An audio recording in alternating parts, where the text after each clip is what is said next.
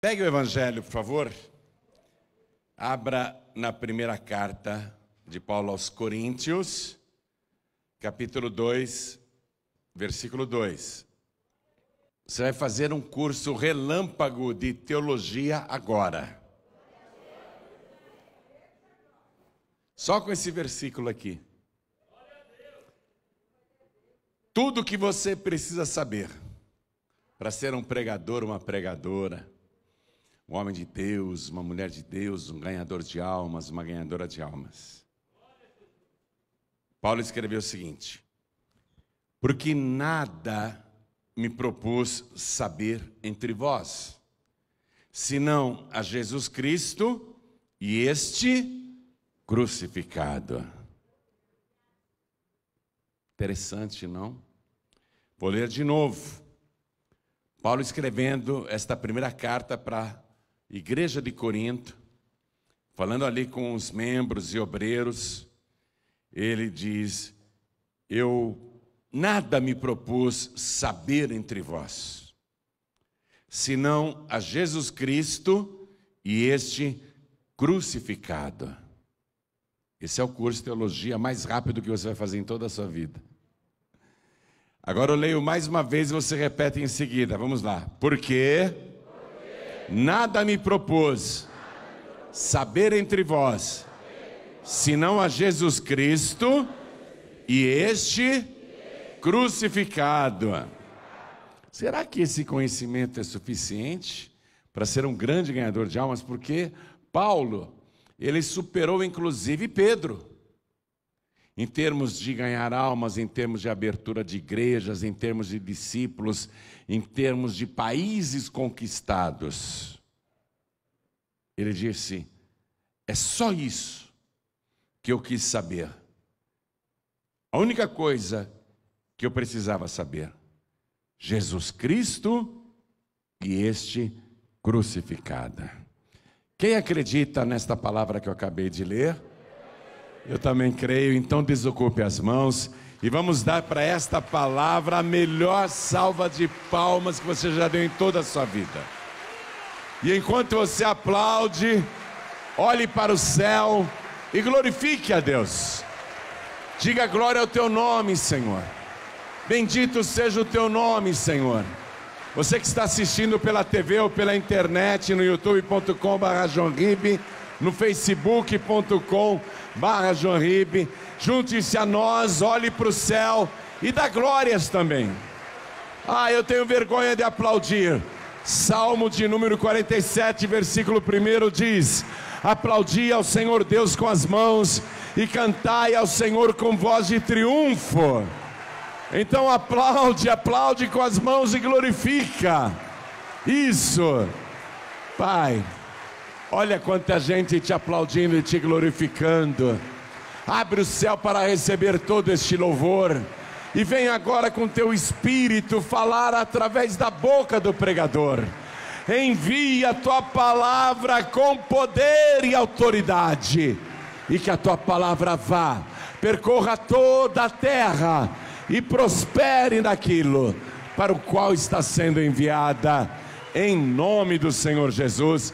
Diga amém, Jesus. Poder se assentar, por favor. Olha a situação do apóstolo Paulo.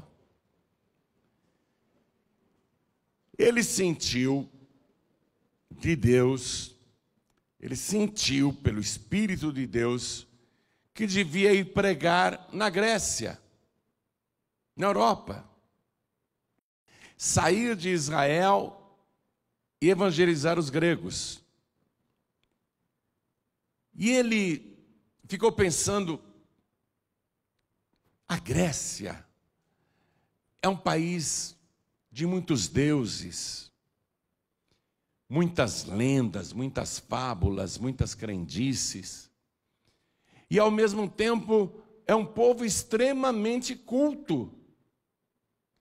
Porque lá na Grécia eles têm grandes filósofos há centenas de anos, né? Por exemplo, o Sócrates, um grande filósofo que viveu cerca de 400 anos antes de Cristo. E esse Sócrates, além de uma vasta cultura e filosofia, ele foi o mentor, o professor de Platão. Platão, outro filósofo de grande cultura, que inclusive criou a primeira faculdade de ensino superior do mundo 400 anos antes de Cristo. Eu vou pregar ali para aquele povo culto. Eles têm muitas filosofias, muitos deuses, eles buscam sabedoria o tempo todo. Na Grécia, eles se ocupam de falar, de filosofar, de ouvir, de pensar no sentido da vida. E além do Platão,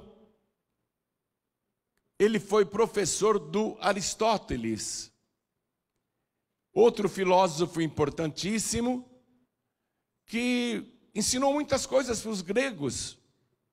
Há séculos e séculos esses filósofos estão ensinando os gregos, e é lá que eu vou pregar. Veja, esses homens que eu acabei de citar, esses grandes filósofos, são estudados inclusive nos dias de hoje. Todos os seus ensinos estão aí e são de grande profundidade. E Paulo, qual era a sua cultura? Primeiro, ele não nasceu Paulo, ele nasceu Saulo. Ele teve um encontro verdadeiro com o Senhor Jesus no caminho para Damasco. Ele, que era um perseguidor do Senhor Jesus e perseguidor dos cristãos, acabou ele mesmo se tornando um cristão e passou a ser perseguido.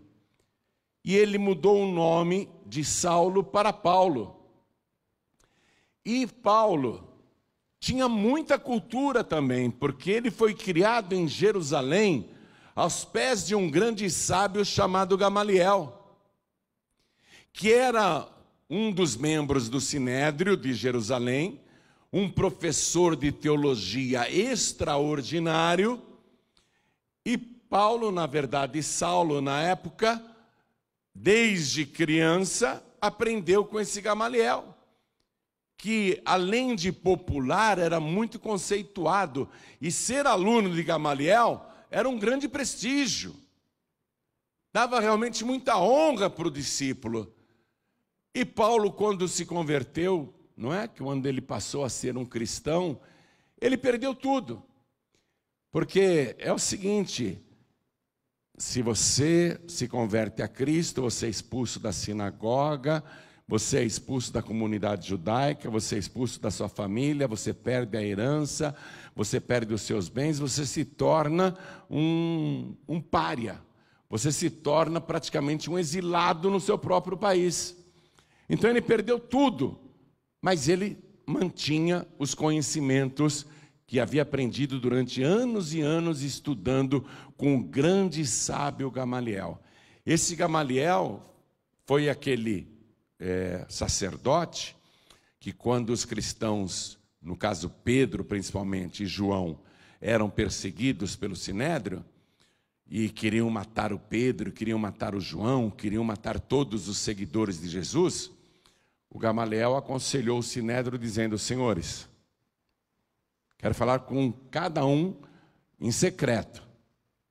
Não nos convém combater esses homens, porque se o trabalho deles não for de Deus, vai desaparecer sozinho.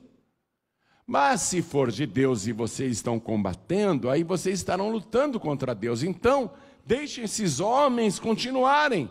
O tempo vai dizer se o que eles estão fazendo é de Deus ou não.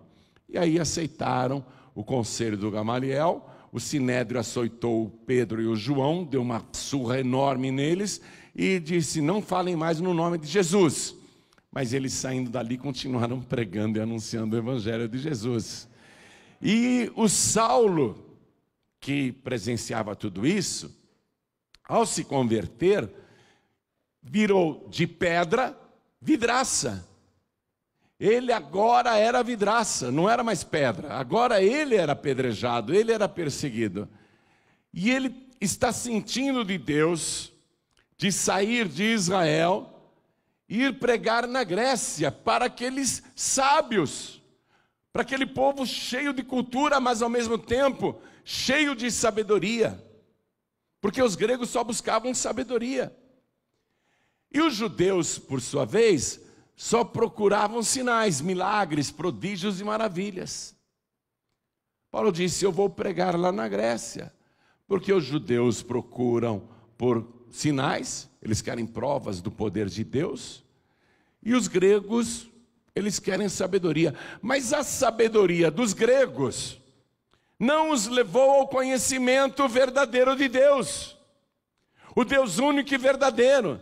Eles acreditam em vários deuses, têm muitas lendas, mas eles não conhecem o verdadeiro Deus. Como é que eu vou pregar para eles? Paulo começou a pensar em tudo isso. Aí ele pensou assim: toda a cultura que eu recebi com Gamaliel me trouxe o conhecimento de Deus? Não, porque eu perseguia os cristãos. Eu tinha muito ensinamento, muito estudo, muita cultura, até em teologia, mas eu conhecia Deus? Não. Eu me converti quando ele me encontrou no caminho de Damasco. Então todo o meu conhecimento com Gamaliel, na verdade não serviu para nada, porque não me levou ao conhecimento de Deus. E todo o conhecimento dos gregos também não os levou ao conhecimento de Deus. Na verdade, os gregos estão na mesma situação que eu estava antes de me converter. Era uma pessoa estudada, uma pessoa culta, bem instruída, tinha prestígio social, mas não conhecia o verdadeiro Deus. E tudo que eu aprendi com Gamaliel, na verdade, foi um esterco para mim. Eu perdi tudo. Quero que você vá comigo na carta que ele escreveu aos Filipenses, capítulo 3, versículo 8. Olha o que ele falou para os filipenses. E, na verdade, tenho também por perda todas as coisas, pela excelência do conhecimento de Cristo Jesus, meu Senhor, pelo qual sofri a perda de todas as coisas. Ele perdeu tudo quando entrou em conhecimento com Jesus, porque ele foi excluído da comunidade, ele foi excluído do sinédrio, ele foi excluído do judaísmo, ele perdeu a família, ele perdeu o trabalho, ele perdeu a herança, mas ele entrou no conhecimento de Cristo. Quando ele entrou no conhecimento de Cristo, ele achou que a troca foi muito boa. Eu perdi todas as coisas anteriores por causa do conhecimento de Cristo. E ele diz assim: e as considero, tudo aquilo que eu perdi, eu considero como esterco para que possa ganhar a Cristo. Ele está fazendo a avaliação. Antes eu tinha ensinamento, tinha cultura, era bem instruído aos pés de Gamaliel, mas não tinha Cristo. Descobri agora, por causa do conhecimento de Cristo, que na verdade eu não tinha nada. Eu achava que eu tinha alguma coisa, sendo instruído por Gamaliel, por ter estudado em Jerusalém, com os maiores sábios, ter prestígio com as autoridades. Mas agora eu estou vendo que, na verdade, eu não conhecia nada. Eu só passei a conhecer tudo quando eu conheci Jesus Cristo. Demais isso, né? Ele chegou ao conhecimento de Cristo. Todas as outras coisas, então, não valiam nada. Toda a sua vida antes de Cristo, ele diz, não serviu para nada. Eu perdi tudo, mas na verdade ganhei a Cristo. Ganhei o principal. Então, espere. Os gregos têm muito conhecimento, muita filosofia, muita cultura, muita instrução, mas eles não têm Deus. E eu não posso ir pregar na Grécia querendo rivalizar com os filósofos de lá. Eu vou pregar para gente culta e vai ser um debate intelectual. E eu não estou indo para a Grécia para fazer debates intelectuais. Eu estou indo para a Grécia, já sei, para pregar Jesus Cristo, o meu Salvador, o verdadeiro Deus, o conhecimento verdadeiro, o conhecimento da verdade. Então eu vou para a Grécia para falar isso. Entendeu por que ele escreveu? Porque nada me propus saber entre vós, senão a Jesus Cristo e este crucificado. Aí ele pensou, agora a coisa entortou mesmo. Porque eu não posso chegar ali dizendo que Jesus é maior do que Sócrates, maior que Aristóteles, maior que Platão.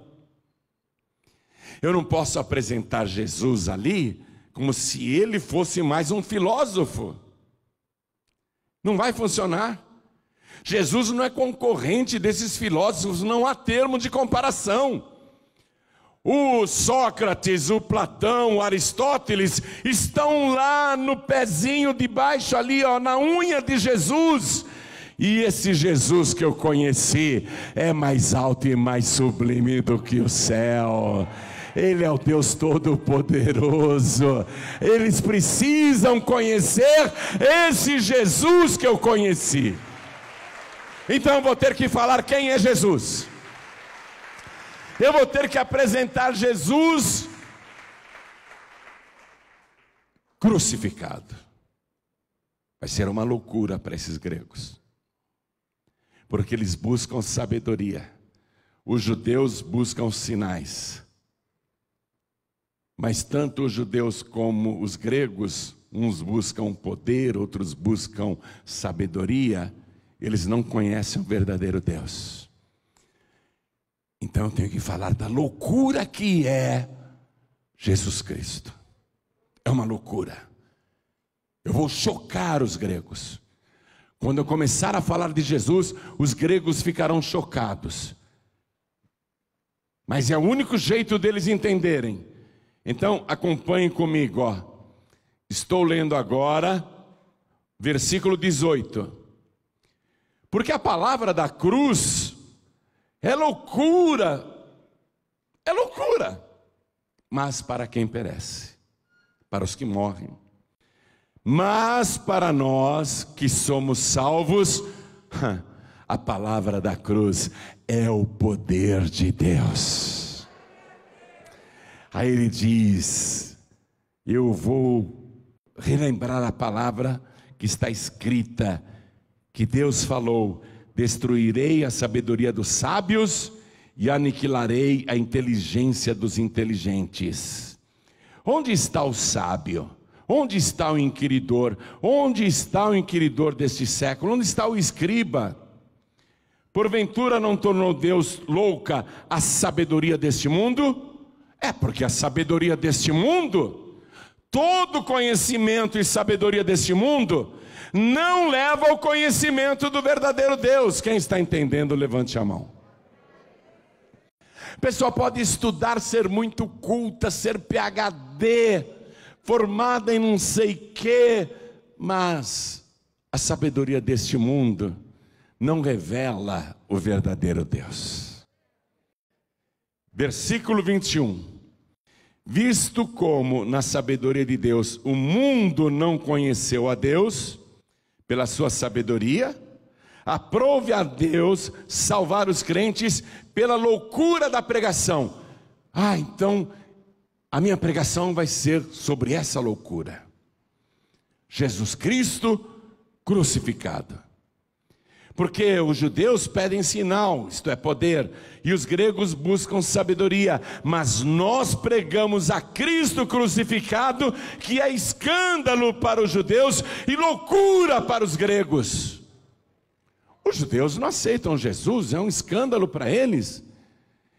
E Jesus crucificado, um judeu crucificado, salvador dos gregos, isso é loucura para eles, mas eu não posso mudar a minha pregação. Eu não posso mudar a minha pregação, eu não posso modificar o evangelho para adaptar para os gregos. Os gregos querem continuar acreditando nos seus deuses, o problema é deles.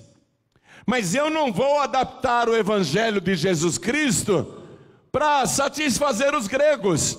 Eu vou para lá para pregar, ainda que pareça loucura, eu vou anunciar que aquele Jesus crucificado é o Salvador dos gregos e de toda a humanidade. Não vou mudar o evangelho. E olha que lindo, minha gente. Versículo 24. Mas para os que são chamados, tanto judeus como gregos, lhes pregamos a Cristo, poder de Deus. Os judeus não procuram poder? Paulo está dizendo, Jesus é o poder de Deus. Os gregos não buscam sabedoria? Jesus é a sabedoria de Deus. Quem tem Jesus tem o verdadeiro poder de Deus e usa esse poder. E quem tem Jesus tem a verdadeira sabedoria, a sabedoria do alto, não a sabedoria da terra. E no versículo 26, ele comenta uma coisa que ainda hoje é realidade. Escute isso que ele escreveu aqui. Porque vede, irmãos, a vossa vocação, que não são muitos os sábios segundo a carne, nem muitos os poderosos, nem muitos os nobres que são chamados. Quantos diplomados e PhDs você conhece que estão na igreja? Quantos ricos e milionários você conhece? Quantos nobres, famílias tradicionais estão na igreja? Você conhece alguém? Eu, francamente, não conheço. E olha que eu já tenho uma boa caminhada com Cristo. Já preguei muito evangelho.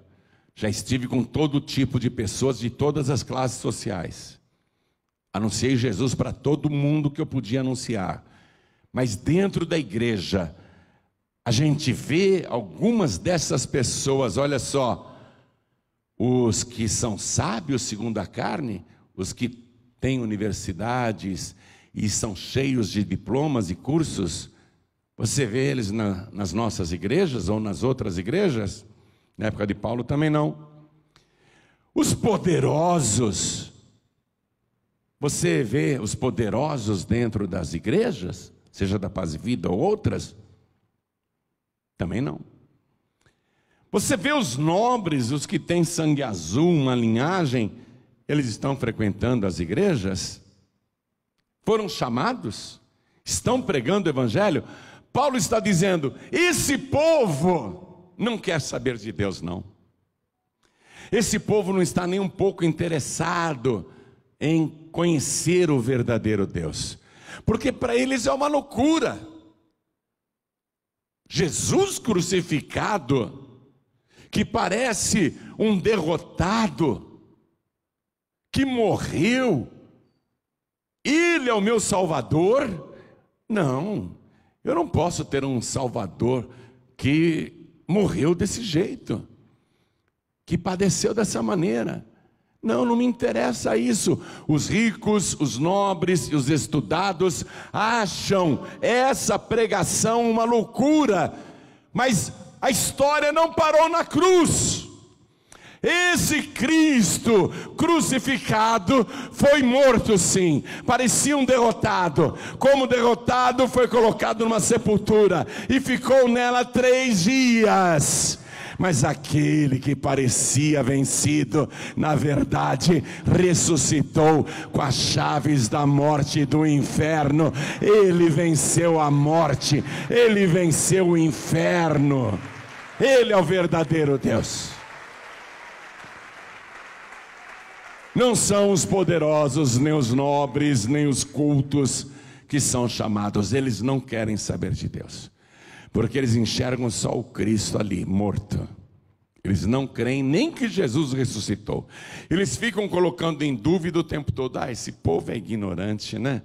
Esse pastor aí, falando que Jesus ressuscitou, que prova que ele tem que Jesus ressuscitou? Eu tenho provas que Jesus ressuscitou, e não estou falando uma ou outra prova, eu tenho a prova da palavra de Deus, e eu tenho a prova dentro de mim. A verdade é que ele está vivo, e hoje mesmo eu conversei com ele, e ele conversou comigo, e ele fala com todo aquele que nele crê. Nós temos provas de que Ele está vivo, porque todo dia nós falamos com Ele e Ele fala conosco. É loucura? Claro que é loucura. Para os estudados, para quem não busca Deus, para quem não quer saber de Jesus. Veja o versículo 27.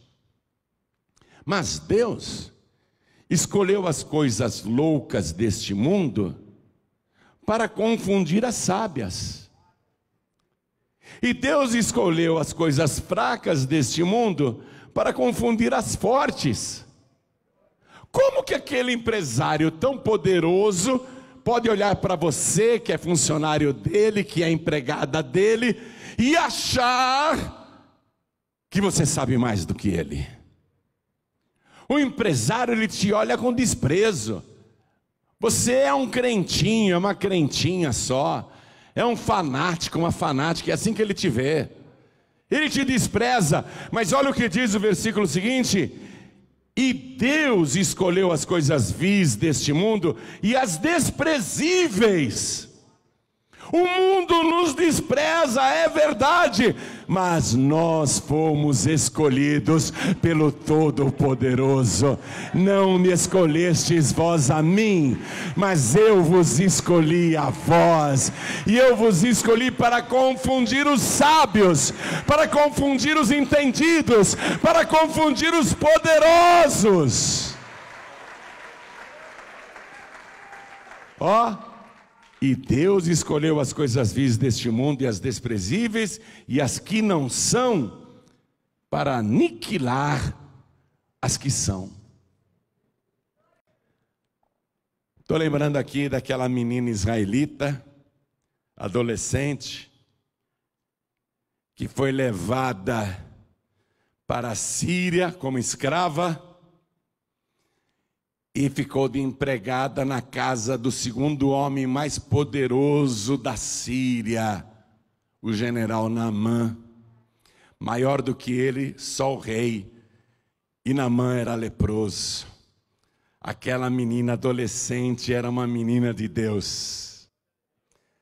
Quem olhasse para ela, a desprezava. Era só uma garotinha, mas era uma garotinha cheia da presença de Deus.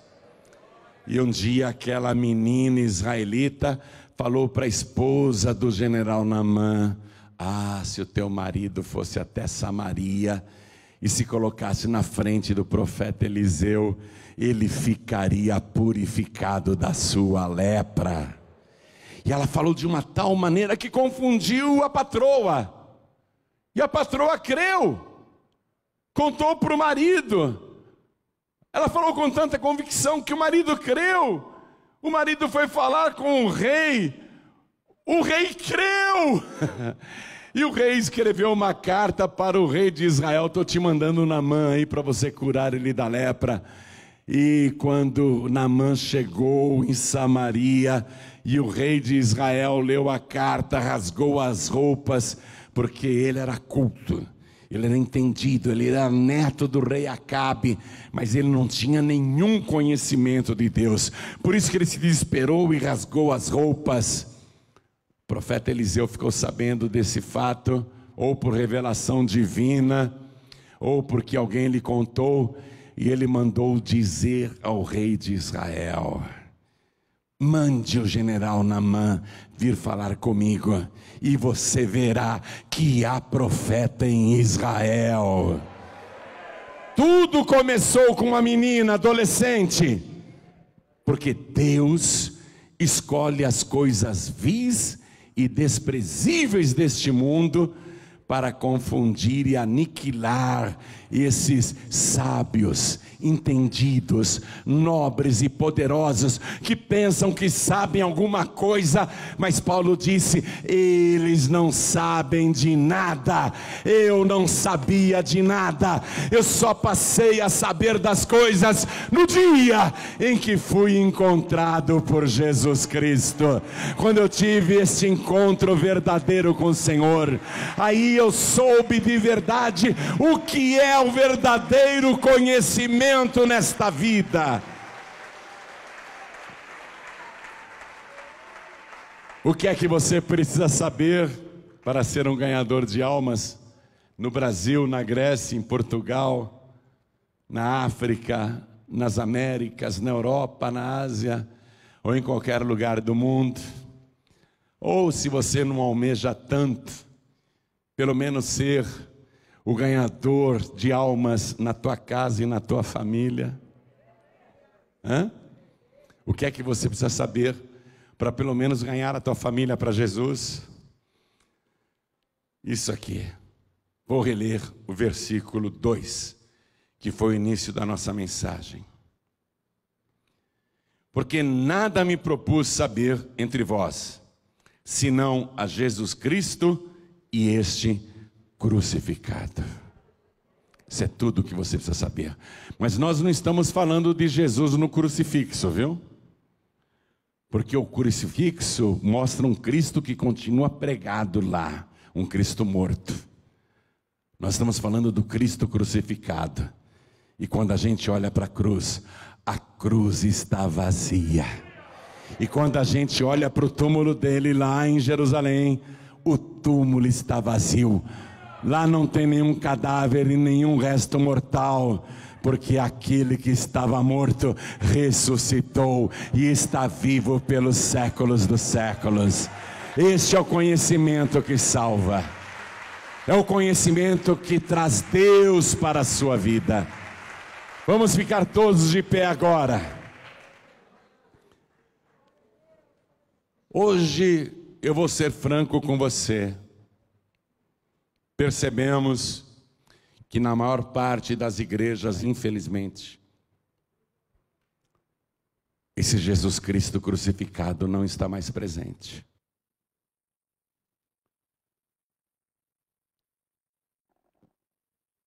Infelizmente,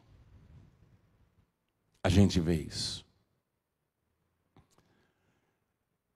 Paulo disse: eu só quero saber de uma coisa, e é esta a mensagem. Não tem invenção, não tem floreio, não tem novidades, não tem nada. É só isto. É só isto. Isto é o que você precisa saber para ganhar a tua família para Jesus Cristo. Tem gente muito estudada e muito culta na tua casa? Ou não tem gente estudada nem culta, mas eles pensam que são mais inteligentes e espertos que você? Eles te desprezam porque você está na igreja e porque você se batizou nas águas e está servindo Jesus Cristo e vai para a casa do Senhor todo o tempo. Eles te desprezam? Deixa. O principal você já sabe. Jesus Cristo é o nosso único, suficiente, exclusivo e eterno Salvador. E esta loucura da cruz vai salvar toda a tua casa. É só isso que você precisa anunciar lá. Jesus, o único Salvador. Quer receber poder de Deus? Porque Jesus Cristo, Ele é poder de Deus e sabedoria de Deus. Estou lendo o final do versículo 24. Jesus Cristo é o poder de Deus e sabedoria de Deus. Quem quer poder de Deus aqui? E quem quer mais sabedoria de Deus? Tudo isso está em Jesus Cristo. Se aproxime mais de Jesus, ande mais com Jesus, sirva mais este Jesus, faça tudo o que Ele quer que você faça, e o poder de Deus vai se manifestar na tua vida, e a sabedoria de Deus também. Quer poder de Deus? Ergue as mãos para os céus. Quer sabedoria de Deus? Ore assim comigo: meu Deus e meu Pai, Eu quero o teu poder, eu quero a tua sabedoria, e eu sei que estas coisas que são necessárias estão reunidas em Cristo Jesus, aquele que foi crucificado, foi morto, foi sepultado, mas no terceiro dia ressuscitou e está vivo pelos séculos dos séculos. E é Ele que eu quero na minha vida, é Ele que eu quero dentro de mim. Vem agora, Senhor, me encher com a tua presença e com a tua virtude, porque eu declaro que esta loucura faz parte agora da minha vida, da minha alma e da minha salvação, porque eu declaro que o Senhor Jesus é o meu único, suficiente, exclusivo e eterno Salvador para todos sempre. Amém. Pai querido, agora enche esta pessoa com teu poder.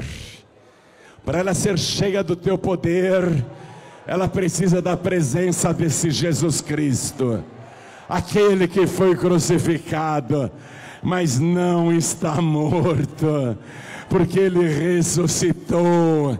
Ah, Pai, este Jesus ressuscitado pega a pessoa desprezada, pega a pessoa simples e faz dela uma pessoa sábia, uma pessoa que deixa até os sábios deste mundo confusos.